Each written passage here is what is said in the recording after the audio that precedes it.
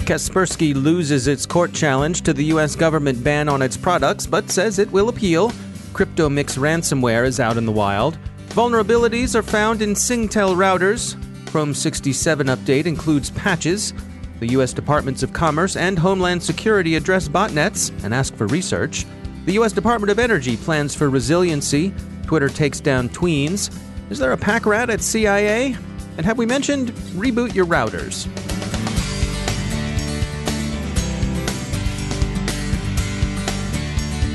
And now some notes from our sponsor, Cylance. You've heard a lot of warnings about Russian cyber operators and their threat to the power grid in the UK, North America, and elsewhere. Ever wonder how they get in? Sure, there's phishing and spear phishing. Those can never be discounted. But here's a twist. Cylance has determined that one of their ways into the grid is through routers. They've found that the bears are using compromised core routers to hit government agencies and organizations in the energy, nuclear, and commercial facilities, water, aviation, and manufacturing sectors. That's a bigger haul than a fishnet could catch, don't you think? Go to threatmatrix.cylance.com and check out their report on energetic dragonfly and DY Malloy Bear 2.0. You'll find it interesting and edifying. That's threatmatrix.cylance.com. And we thank Cylance for sponsoring our show.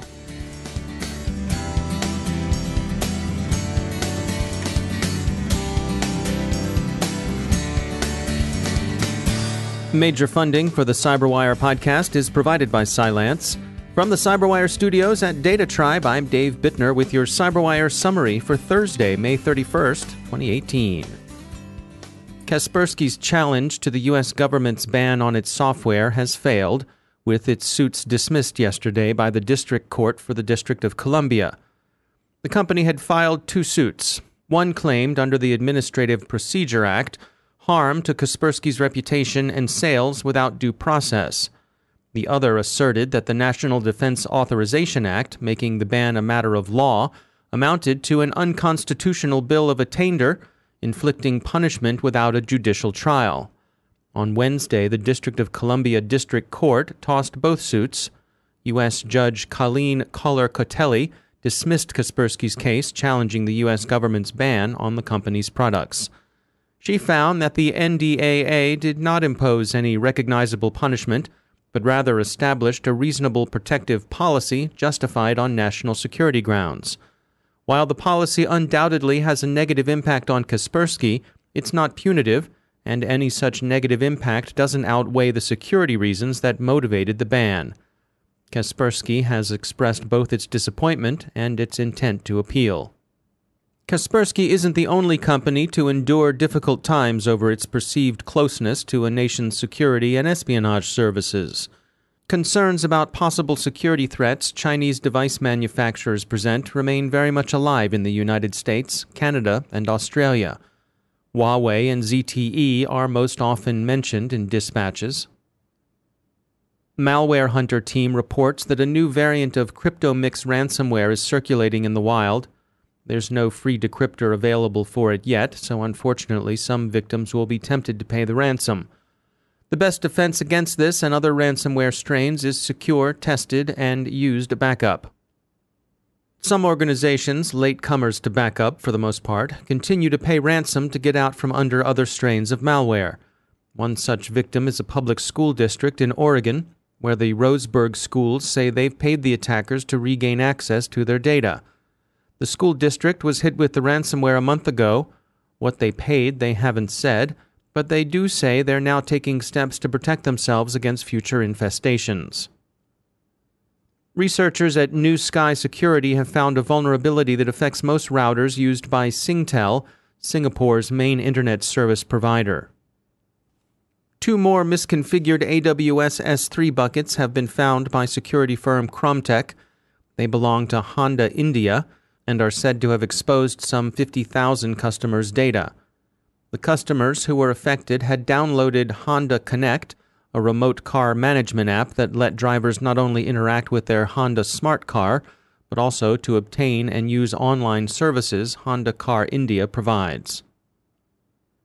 Threat intelligence continues to become an important part of many organizations' security operations, but there's still some confusion on how to get started and how to dial in the right amount and kind of intelligence. Adam Vincent is CEO of Threat Connect, and he offers his insights. I think that every company out there that has any kind of security wherewithal is starting to think about how to make better decisions across their business. And data and intelligence is a great way to do that. Why not use intelligence to drive their security program as well? When you interact with folks who are considering threat intelligence, do you find that there are some common misperceptions that they might have? Absolutely. My biggest pet peeve is that many people think of intelligence as a bunch of data that comes in something called a feed from the internet. And that aggregating feeds from the internet means that they can check the box and say, we're now doing security in an intelligence-driven way. In your mind, what is that transition from data to actionable intelligence? We've always had the mentality here that intelligence is something that is created from managing a security program. Feeds and other forms of external intelligence were inputs into that process. But overall, the process of making a better decision started with what decisions you need to speed up or make in the first place.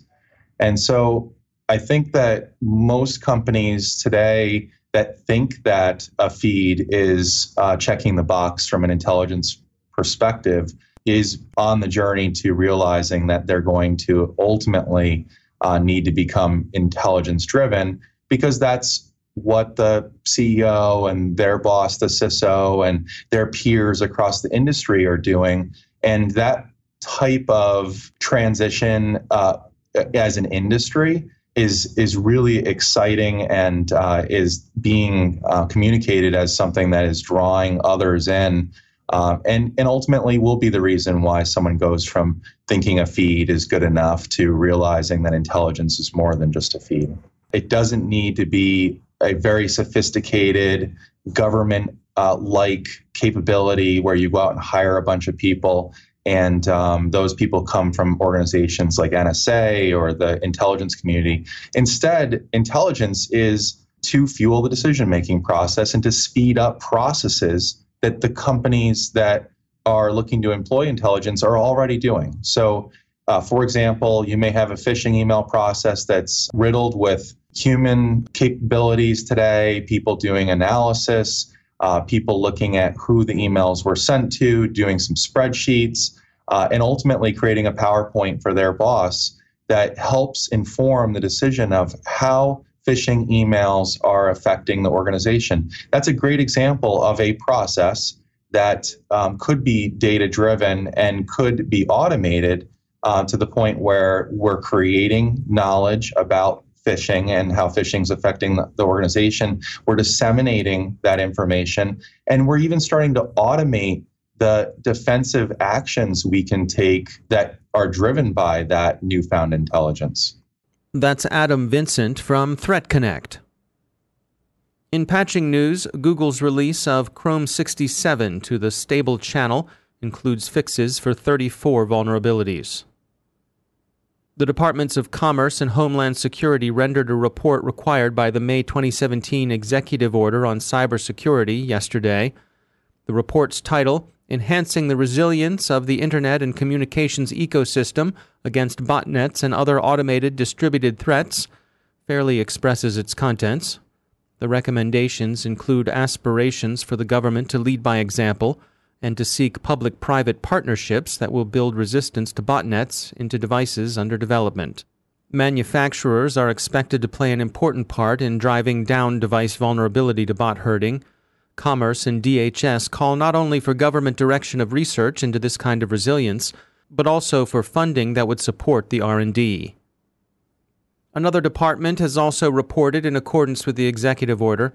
The Department of Energy has released its multi-year plan for energy sector cybersecurity. The plan gives pride of place to the department's Office of Cybersecurity, Energy Security, and Emergency Response, established this February. It also outlines 3 overarching goals. They are strengthen energy sector cybersecurity preparedness, coordinate incident response and recovery, and accelerate game-changing research, development, and demonstration of resilient delivery systems. Like everyone else, Energy is interested in greater resiliency. Content moderation continues to trouble social media platforms. Twitter is the latest with a policy designed to get a handle on such problems. In this case, it's the problematic status of underage users. If your date of birth suggests you joined Twitter before you turned 13, kids, Twitter is shutting you down. It is a GDPR compliance issue, and it doesn't matter how old you are now. Twitter doesn't want to be placed in a position of sorting out under 13 from over 13 tweets. If you're now of age yet find yourself having been booted from Twitter, you can arrange for a new account for yourself. Is there something about work and intelligence that either attracts pack rats or disposes people in the business to act like pack rats? Another case would seem to suggest so. You'll remember former NSA contractor Hal Martin, whom the FBI said kept scads of highly classified stuff from work in his shed at home. This time it's a CIA contractor and another resident of the Old Line state. Reynaldo Regis has entered a plea of guilty to charges related to his having kept notebooks of things he saw while working at the agency between 2006 and 2016. In Regis's case, he also seems to have been curious, accessing lots of material that had little or nothing to do with his job. He's out on bond, having surrendered his passport, and promised to stay close to his Maryland home. He'll be sentenced in September and could face up to 5 years in prison. So, another question. What's up with insider threat programs? What are they looking at? And does no one look at briefcases and other things people carry out of Langley? Finally, if you haven't rebooted your router against VPN filter, well, why not? If you don't trust advice from the FBI, maybe you'll accept it from Vietnam's Ministry of Information and Telecommunications, Authority of Information Security. Yes, Vietnamese authorities say that devices in that country have turned up with VPN filter infections, and they offer their users the same advice the Bureau gave everyone in the U.S. Reboot your routers. Time to take a moment to tell you about our sponsor, Komodo. Here's the bad news. There is no way you will ever be able to stop malware from entering your network. The good news is Komodo renders malware useless. That's why Komodo customers can click on anything. Over 120 million new pieces of malware were created in 2017. So even at 99%, you're still a target for 1.2 million pieces of malware. If you do the math, that's still over 3,000 problems per day that current solutions cannot solve. Komodo doesn't settle for 99%, and neither should you. They put those 3,000 daily problems into a lightweight, kernel-level container where the malware's rendered useless. With Komodo's patented auto-containment technology, they bulletproof you down to hour zero every time, solving the malware problem. So with Komodo, you can say with confidence, I got 99 problems, but malware ain't one. Go to enterprise.komodo.com to learn more and get a free demo of their platform. That's enterprise.komodo.com. And we thank Komodo for sponsoring our show.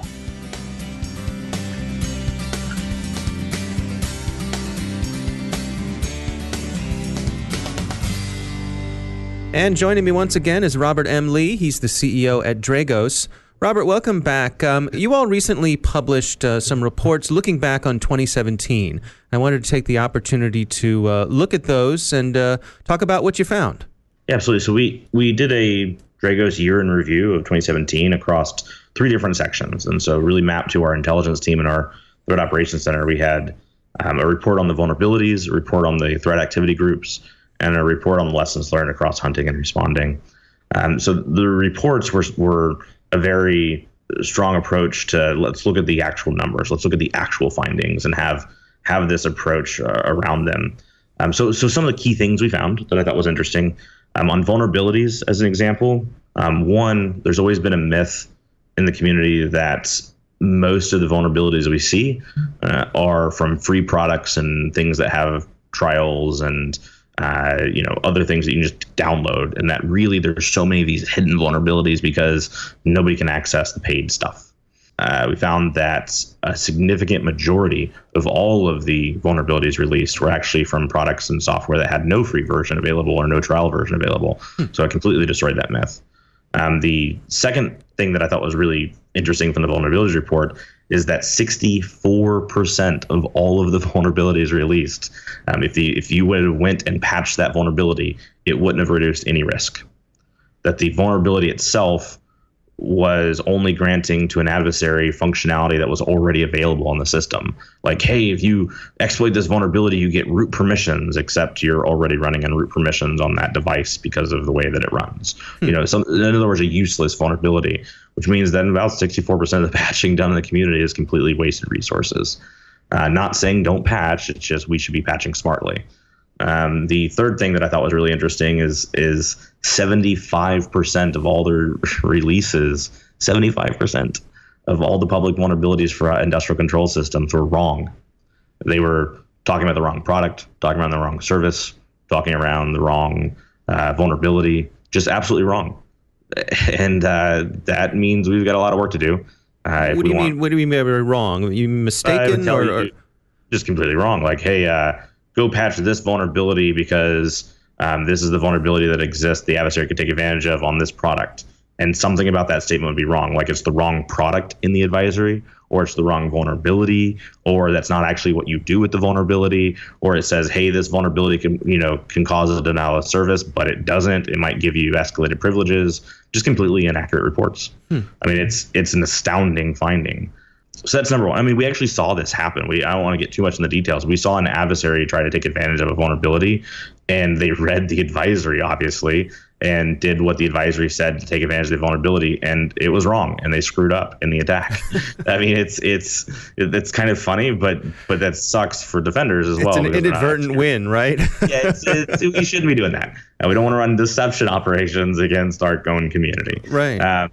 Okay, so that was the vulnerabilities. And the threat activity groups, we always hear about individual attacks, but there were groups specifically targeted towards industrial in a way that we've never seen before. There's always been like one or two a year, but in 2017 there were 5. And I'm not talking about the larger. I mean, there's dozens, and I think there's something like 30-something that gets tracked in the community of teams that run campaigns against infrastructure companies, but not industrial control systems specific. So we found that there were 5 teams that were specifically targeting industrial control systems, which is a large escalation from what we've seen over the previous years. And in the hunting and responding reports, there's a consistent myth that spearphishing is the number one way into industrial control system environments. And I've long positioned that's probably not accurate. It's just because all of our collection and tools and teams are in the IT environment, so that's where they see it. And so we looked back at all the cases of hunting and responding and incident response work that our team did over the past year and found that, yeah, actually that's not true. It is a big infection vector, but the number one that we saw was actually VPN compromises directly into the ICS. So it's just interesting to see what's going on. But I think another big key finding of that report was that companies we're engaging with are significantly maturing in their security practices. We were very pleased and very optimistic in our view of the industry. And it's a little bit of a collection bias because obviously the people that are coming to talk to us anyways might already be a little bit more mature. But we were surprised even in that of the level of maturity of these companies and what they're doing for security. All right. It's interesting stuff. Check it out. It's on the Dragos website, a qualitative view of 2017. Robert M. Lee, thanks for joining us. Thank you. And that's the Cyberwire. Thanks to all of our sponsors for making the Cyberwire possible, especially to our sustaining sponsor, Cylance. To find out how Cylance can help protect you using artificial intelligence, visit Cylance.com. And Cylance is not just a sponsor, we actually use their products to help protect our systems here at the Cyberwire. And thanks to our supporting sponsor, VMware, creators of Workspace ONE Intelligence. Learn more at vmware.com. The Cyberwire podcast is proudly produced in Maryland out of the startup studios of Data Tribe, where they're co-building the next generation of cybersecurity teams and technology. Our show is produced by Pratt Street Media with editor John Petrick, social media editor Jennifer Iben, technical editor Chris Russell, executive editor Peter Kilpie, and I'm Dave Bittner. Thanks for listening.